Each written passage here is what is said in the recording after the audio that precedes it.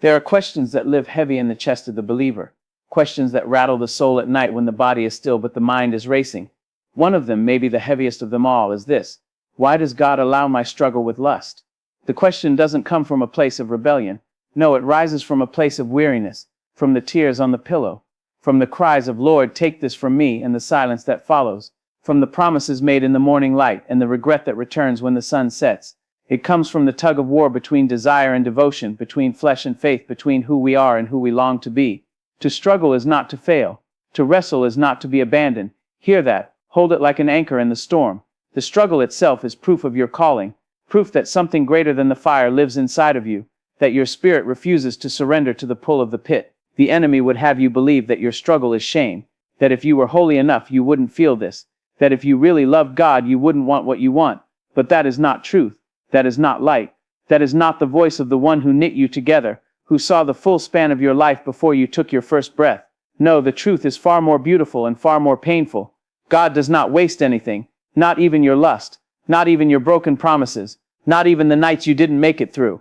Every wound you carry, He can weave into a story. Every battle you face, He can shape into a testimony. Every time you fall, He offers a hand not to scold, but to raise you up again. Because this messy, grinding, aching struggle is not the end of you. It is the beginning of something deeper, a surrender more honest, a love more real. You see, God allows the struggle because He is not after your performance, He is after your heart. He is not building you into someone flawless, He is drawing you into someone free. There's a difference. Freedom doesn't come from pretending the war doesn't exist. It comes from standing in the middle of it with your arms raised, saying, "Even here, I believe you are good." It comes from learning how to breathe when everything inside you screams for relief, from learning how to choose light even when shadows whisper your name like a lover you once knew. Freedom is not the absence of struggle, it is the courage to keep walking in spite of it, and make no mistake, He walks with you, not beside you like some distant counselor, but inside you like breath in the lungs. He does not flinch at your weakness, He does not withdraw at your temptation, He does not wait for you to get clean before He wraps you in His presence. No, He walks right into the fire with you, because that's who He is, a God who climbs into the mud, a God who sweats in the garden, a God who bleeds on the cross, a God who knows desire and pain and loneliness and chooses love anyway.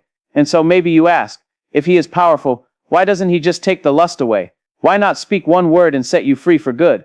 Ah, but love that is forced is not love at all, and freedom that is not chosen is not freedom.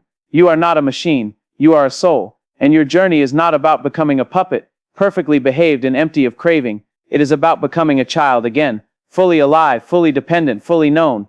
He wants your love, not your control. He wants your trust, not your spotless record. Struggle stretches you. It shows you the limits of your strength so you will lean into His. It brings you to the edge of yourself so that you can finally collapse into grace. Without the struggle, you might think you never needed Him.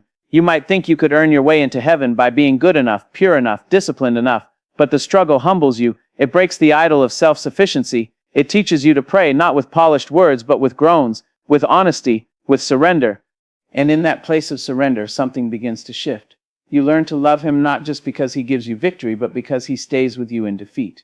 You learn that He is not the God of the after you've cleaned up, after you've overcome, but the God of the during, the God who meets you in the battle, who wipes your tears when you fall again, who whispers, "Get up, child, I'm not finished with you yet." This is not just about lust, this is about longing. The human heart is hungry always, hungry for connection, hungry for intimacy, hungry to be seen, known, touched, held. Lust is the shadow of that hunger. It is the shortcut that promises to fill the void. But the void is holy. It is the space God carved out in you that only He can fill. And if He allowed that ache to vanish, if He numbed you to the desire, you might settle for something less than Him, and He loves you too much to let that happen. So He lets you struggle. Not because He is cruel, but because He is carving out a capacity in you for true intimacy. Not just with a person but with Him.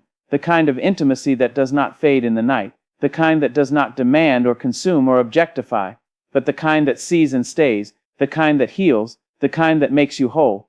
Your struggle is a signal not of failure but of fire. It means your heart is still soft enough to feel. It means your spirit is still alive enough to fight. It means you still care. And oh, how that matters. The most dangerous place is not where you struggle, it is where you stop struggling, where you give in, give up, go numb. So do not despise your fight. Do not be ashamed of the war within. Stand in it, sing in it, cry in it. But do not run. Do not give up. God is not disappointed in you. He delights in you. Not because you are perfect, but because you are His. You are not alone, even when the night closes in and your thoughts betray you, even when your will is weak and your hands tremble. He is there, not with condemnation but with compassion, not with shame but with strength. He knows what it is to be tempted. He knows what it is to be human, and he knows how to lead you through this. There will come a day, maybe not today, maybe not tomorrow, but there will come a day when you look back and realize that the struggle shaped you, that it made you more tender, more real, more reliant on grace, that it drove you deeper into the arms of God. And in that moment you will thank him, not for the pain but for what it produced, for the roots that grew when everything in you wanted to run, for the wings that formed in the dark.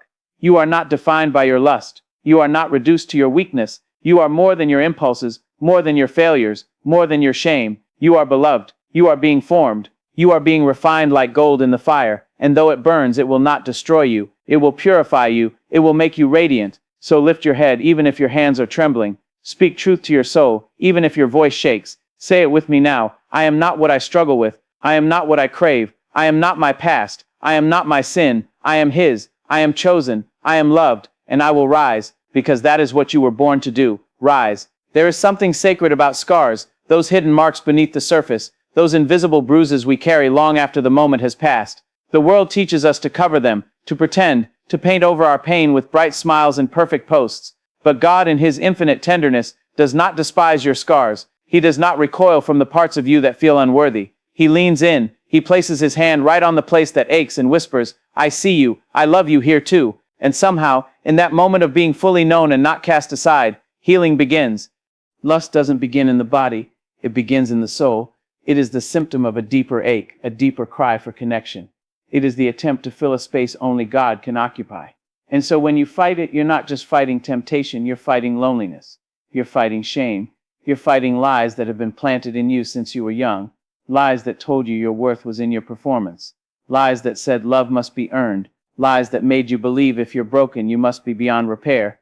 But none of that is true.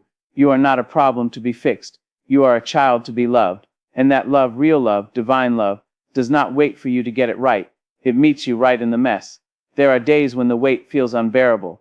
When you wonder if you'll always be this way, aching, hiding, pretending. You ask, why hasn't this gone away yet? But the longer you walk with God, the more you understand that healing is not always a moment. Sometimes it is a journey. Sometimes it is slow, tender, holy work. Sometimes God peels back one layer at a time, because if he took it all at once, your soul might shatter under the weight of it. So he is gentle, so patient, so kind. He does not push you faster than your heart can handle. He walks with you, step by trembling step, until the day you can look back and realize you've changed. Not because you forced it, but because he never let go. There will be moments when you slip, when the old patterns sneak in through the cracks, when your guard is down and your heart is tired and the old comfort calls to you like an old friend. And in those moments, shame will crouch at your door, waiting to pounce. But you must remember, conviction is not the same as condemnation. Conviction says you're better than this. Condemnation says you'll never be better than this. And only one of those voices comes from God. He will never call you by your sin. He will always call you by your name. Every time you run to him after a fall, you are rewriting the narrative. You are refusing to let shame win. You are proving that grace is greater, and that choice to run to him instead of away from him is not weakness. It is the very definition of courage. The enemy wants you to believe that falling means you're failing. But falling and rising again, that is the very heartbeat of redemption. That is where saints are made, not in perfection but in persistence, not in the absence of struggle but in the presence of relentless hope. This journey you're on is not just about you. Others are watching. Others are walking through the same dark valley, thinking they are alone. Your struggle, your survival, your scars, they become a light in their night. They become proof that you can love God deeply and still wrestle fiercely. They become the bridge that leads others to freedom. Your story is not just for you. It is for the ones coming behind you, the ones still trapped in silence, the ones still afraid to speak their truth. And what a gift to know that even your weakness can be used for glory. Even your lowest point can be the soil for someone else's resurrection. When you lift your eyes in the middle of your pain and say, still I trust you, you shake the very gates of hell, because that is the kind of faith that cannot be manufactured. It is born in fire. It is forged in nights where sleep doesn't come, and prayers are barely whispers. It is grown in deserts where you feel forgotten but keep walking anyway. That is the kind of faith that moves mountains, that opens prison doors, that breaks generational chains. You were never meant to be perfect. You were meant to be transformed. And transformation is not instant. It is the slow shedding of old skin, the quiet becoming of someone new. It is one decision at a time, one moment of honesty, one prayer of surrender. It is choosing to believe even on your worst day, that God's love for you has not changed, that His mercy is still fresh, that His arms are still open. Do not let your past define you. Do not let your struggle limit you. You are not what happened to you. You are not the choices you regret. You are the sum of who God says you are, and He calls you chosen. He calls you beloved. He calls you redeemed. That label redeemed is not for the flawless. It is for the fallen. It is for the ones who crawl back from the edge and find that grace is still there. There will come a day when the temptation loses its grip, when the desires that once ruled you begin to fade, not because you have become numb, but because you have become full, full of truth, full of peace, full of the love that satisfies deeper than any fantasy ever could. That day will not come by striving, it will come by surrender. And until then, every step you take is sacred. Every moment you choose light over darkness is a victory. Even the small ones, especially the small ones. If you could see yourself the way He sees you, even now, you would weep, not out of shame but out of awe, because He does not see your filth. He sees your fight. He sees the war inside you and calls it beautiful. He sees your longing for purity and calls it precious. He sees your tears and treasures them. There is no condemnation in His eyes, only compassion, only hope, only love that will not let you go. So breathe, dear soul. Breathe deep. You are not lost. You are not alone. You are in process, and process is holy. The fire you're walking through, it's not meant to burn you. It's meant to refine you. You are becoming someone new even if you can't feel it yet. Even if all you see is the struggle. Even if all you feel is the weight. Keep walking. Keep hoping. Keep trusting. God is not done with you. You don't have to carry this alone. Find someone you can trust. Speak the truth out loud. The silence only feeds the shame. But when you bring it into the light, healing begins. There is power in confession, not just to God but to each other. Not for judgment but for freedom. You are not the only one. You are not beyond hope. You are not a disappointment. You are a warrior rising from the ashes. This season will not last forever. One day you will wake up and realize the chains are lighter. The fog is lifting. The lies don't sting like they used to. And in that moment you will see what God was doing all along. Not punishing you but preparing you. Not abandoning you but arming you. Every battle taught you how to fight. Every tear softened your heart. Every failure drove you deeper into His grace. You have been growing even in the dark, and oh, what a story you will tell. Not of perfection, but of perseverance. Not of being flawless, but of being faithful. A story of a God who stayed. A story of love that didn't give up. A story of freedom, real, hard-won, glorious freedom. You'll look back and see that your greatest struggle became the soil for your greatest strength, and you'll realize that somehow through it all you became more than a survivor. You became whole. So lift your chin, wipe your face, square your shoulders and breathe. You are walking through the fire, yes, but you are not walking alone. The one who called you is faithful. The one who began this work in you will finish it. The one who sees your struggle will turn it into strength. Trust the process. Trust the slow work of God. Trust that even here in the middle of the mess, something beautiful is being born. You are becoming brave, becoming pure, becoming free. And nothing, not lust, not failure, not fear, can stop what God has started in you. He will finish it. He will not fail, and neither will you. Not because you're strong, but because He is, and He lives in you. There's something magnificent about endurance, something most people overlook. They think strength is found in the loud, in the grand, in the explosive victories that steal attention, but true strength is quieter. It's in the staying, in the silent decision to not give up, in the waking up every day with the same weight on your chest, and choosing yet again to rise. You, dear soul, who battle lust in the silence, who weep prayers no one hears, who grit your teeth and whisper the name of God into your temptation like it's your last breath. You are strong. You may not feel like a warrior, but you are. And God sees it. Every moment you choose to say no when everything in you screams yes. Every time you turn off the screen. Every time you walk away. Every time you fall and still say, God, help me. These moments are not small in heaven. They are not overlooked. They are seen, and not just seen, celebrated, because they are the building blocks of victory. Because every no to lust is a yes to something far deeper. A yes to healing. A yes to dignity. A yes to your identity. A yes to becoming someone who is no longer ruled by appetite, but governed by purpose. You weren't born for a life ruled by cravings. You were born for freedom. But freedom is not found in the absence of desire. It's found in the redirection of it. Lust twists the truth. It tells you that intimacy can be taken without covenant, that pleasure can replace peace, that bodies can satisfy souls. But they can't. They never could. You are not just flesh. You are spirit. You were made for connection, not consumption. For love, not lust. And the more you walk with God, the more you begin to recognize the difference. One leaves you full. The other leaves you hollow. One builds, the other breaks. And God, your creator, your redeemer, your lover, He does not want you hollow. He wants you whole. He is not in a rush. He is not surprised by your struggle. He is not pacing heaven wondering when you'll finally get it together. He is steady, present, and entirely devoted to your transformation. Not because he needs you to be fixed, but because he knows how beautiful you are when you are free, when shame no longer writes your story. When you walk with your head high, not because you're proud of your record, but because you're proud of your God. There is so much grace for you here. Not cheap grace, the kind that says it doesn't matter what you do. No, but real grace, the kind that says it matters deeply and you are still loved. The kind that calls you higher, not by threatening hell, but by showing you heaven. The kind that sees your wounds and wants to heal them. The kind that knows your past and refuses to let it define you. Grace is not a loophole, it is a ladder. And every time you reach for it, you're climbing. Whether you take one step or stumble back again, if your heart still cries out to God, then you're still moving forward. It may not feel like it. The fight with lust can feel like a loop, like the same cycle spinning over and over again. And the enemy loves that illusion. He wants you to believe you're stuck, that you've always been this way and always will be. But feelings are not facts, and your progress is not always measured in dramatic deliverance. Sometimes it's measured in smaller victories, the thoughts you catch before they spiral, the prayers you whisper before the urge takes over, the honesty you offer when you'd rather hide. That is transformation. That is God at work in you. And even if no one claps for you, even if no one sees, God sees. Even when you don't clap for yourself, He is cheering. Not because He's impressed with your performance, but because He delights in your pursuit.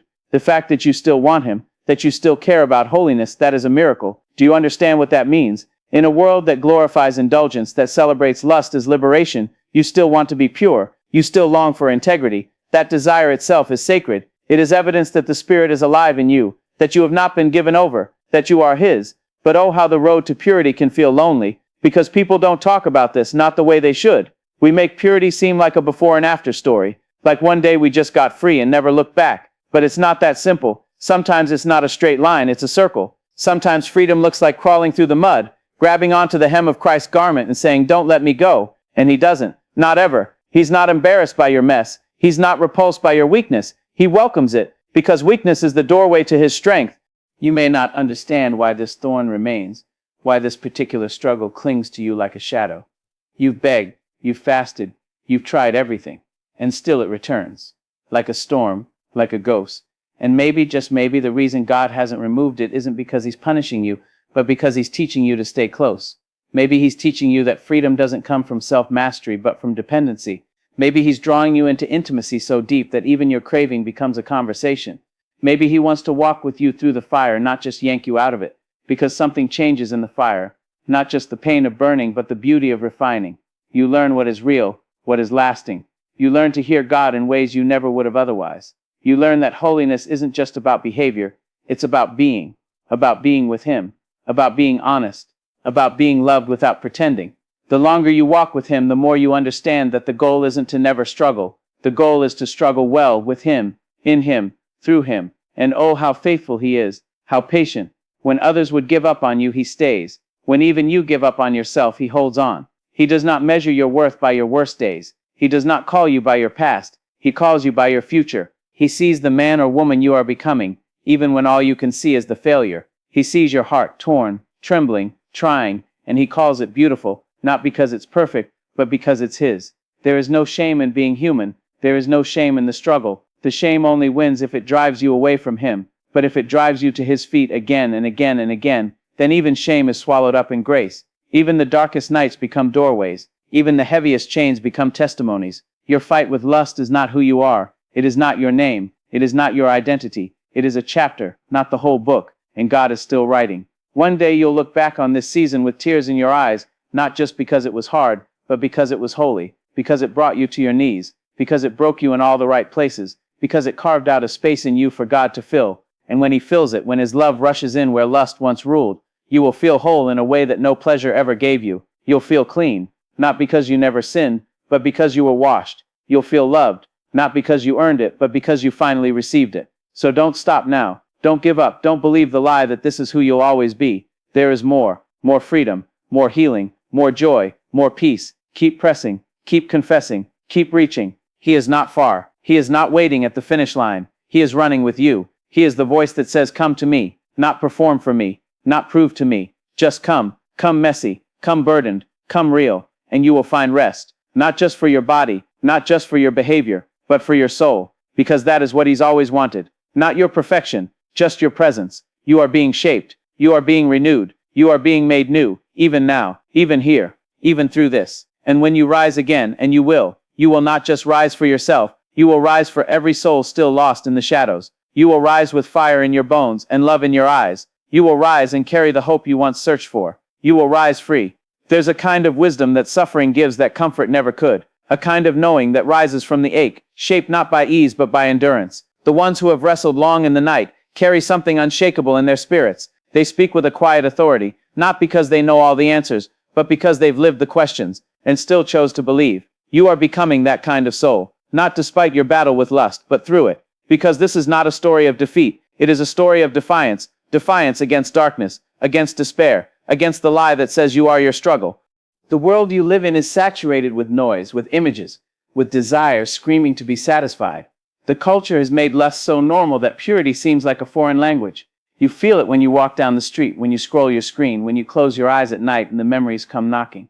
And yet, despite the intensity of that noise, there is a quieter voice calling your name, a whisper in the deepest part of your soul that says, you were made for more. That whisper is not your imagination, it is your identity echoing, the soul's memory of Eden, the distant hum of a creator who fashioned you not for indulgence but for intimacy, not for secrets, but for sacredness. You will never heal from what you hide, and this is where the courage begins, not in suppressing, but in surrendering. Surrendering the fantasy, surrendering the secrecy, surrendering the shame, letting the light in, even if it burns at first. That is what makes space for God to move, for love to touch what lust tried to claim. And when you allow him into those dark corners, not the polished places, not the ones you show to everyone else, but the real ones, the raw ones, you start to realize that he doesn't just tolerate you there, he treasures you there. He doesn't flinch from your confession, he embraces it, because what he wants most is not your performance, it's your permission, and that in itself is a miracle, that the God who made the stars waits for your yes. Not just once but again and again, every day, every hour, every minute you are faced with a choice. Will you believe the lie that you are too far gone, or will you believe the truth that even now God is reaching for you? Not to shame you but to restore you, not to crush you but to call you higher. And the calling on your life is higher, not just because you're made in his image, but because you are called to carry his presence. You are not meant to be a prisoner of your past. You are meant to be a carrier of his power. There are going to be days when you feel weak, days when you don't want to pray, when you don't want to fight, when giving in seems easier than getting back up. On those days you must remember that weakness is not failure. It is a place where God's strength meets you, where your striving ends and his sustaining begins. You were never meant to win this battle by yourself. You were never designed to carry this weight alone. That's why the Spirit was given to comfort, to counsel, to convict, not to condemn. The Holy Spirit is not here to accuse you.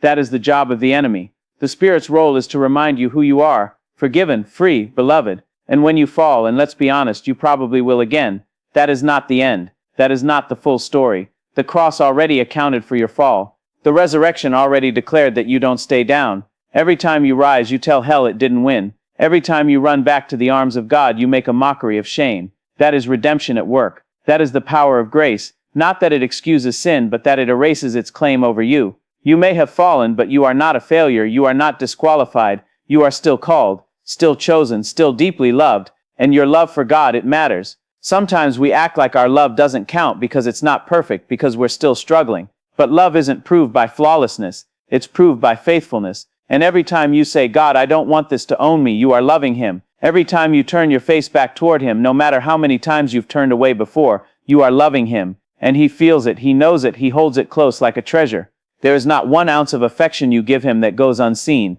not 1 tear you shed that he doesn't collect. Your heart matters, your hunger for holiness matters, even if you're still healing, even if you're still in process. And oh, how beautiful the process is, even when it feels brutal, because this isn't just about resisting lust, it's about recovering your worth. It's about rediscovering who you really are when the noise dies down, when the screen goes black, when the moment fades and the ache is still there. That ache, it's not your enemy, it's a signal, a sacred invitation to go deeper, to stop looking for healing in what harms, to stop seeking comfort in what only leaves you craving more. Lust lies. It promises pleasure and delivers pain. It promises escape and gives enslavement. But God offers something so much better, real intimacy, real connection, real peace. The truth is, you will not win this battle by hating your weakness. You will only win by loving the one who is strong. The more you stare at your sin, the more it controls you. But the more you stare at your Savior, the more you are transformed. Not by effort alone, but by exposure to his presence. That is where the change happens. Not in hiding, not in punishing yourself, but in abiding, sitting at his feet, letting his words rewire your thoughts, letting his love reframe your past, letting his spirit rebuild your self-image. Because if you only ever see yourself through the lens of lust, you will never believe you can be more than your cravings. But God sees you differently. He sees what you've forgotten. He sees who you are becoming. And one day, sooner than you think, you will wake up and realize you are not the same. Not because everything is perfect, but because something inside you has shifted. The appetite that once controlled you doesn't grip you the same. The thoughts that used to dominate your mind are quieter now. You've learned to pause, to breathe, to pray instead of panic, to walk instead of run, to sit in the tension rather than numb it. You've learned to let God in, not just after the mistake, but before the decision. You've learned that freedom isn't found in a moment, it's built in moments, one after the other. One decision, one prayer, one act of faith at a time. And those moments, they matter more than you know. They are eternal. They are sacred.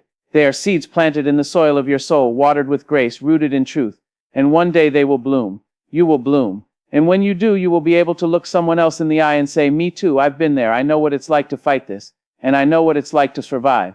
Your story will become a lifeline for others. Your honesty will be a key that unlocks their healing. Your scars will become your strength. Because God never wastes a wound. He never leaves pain without purpose. He redeems, he restores, he resurrects. That's who he is, and that's what he's doing in you, right now. Even in the struggle, even in the silence, even in the nights where it feels like you're losing again, he is still there, still for you, still working, still loving you beyond measure. So don't give up. You are almost there. And even if you fall again tomorrow, don't you dare let that be the end. Let it be another beginning. Because grace doesn't run out. Mercy doesn't dry up. And your Father never ever leaves. He walks with you. He weeps with you. He fights for you. And in his time, in his way, he will complete the good work he began in you. That's a promise. And he has never broken one yet.